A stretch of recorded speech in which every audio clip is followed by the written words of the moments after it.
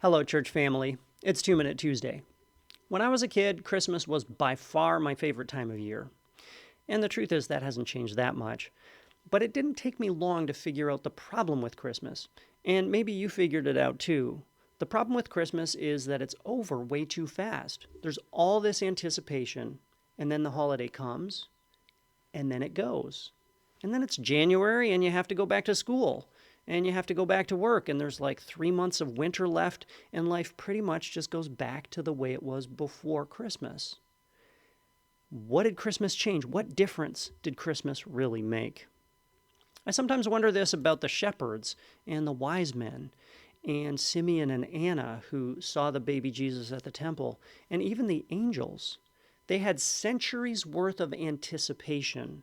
They had all of God's prophetic promises about the Savior dating all the way back to humanity's fall into sin.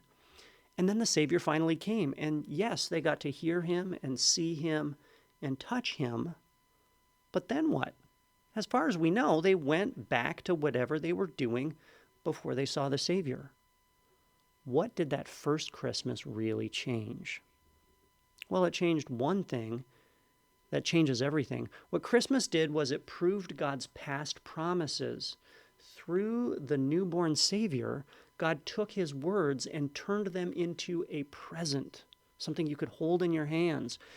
Through the newborn Savior, God made himself present.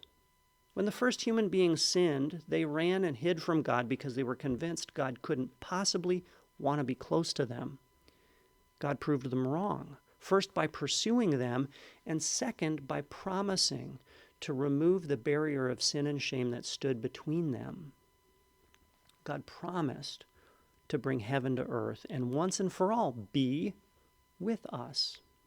That's what was different after the first Christmas. God was on earth. The shepherds and the wise men and Simeon and Anna, they went back to a world in which God was and forever would be fully present.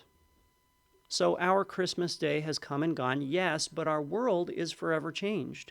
You and I go back to a world in which God is fully present. The Savior Jesus came in the flesh. He struggled with us. He suffered for us. He died and rose to overcome sin and death and hell. He ascended to heaven to represent us before the throne of God, and he sent us his Spirit to come and live in our hearts, to be with us. So if you haven't already done it, ask Jesus to come and live in your heart. He will bring with him the hope, love, joy, and peace of heaven. He will turn every day into Christmas Day, and he gives the perfect gift, a gift that never gets old and never goes away, the eternal love and life of God. Invite Jesus to be with you and live Christmas every day.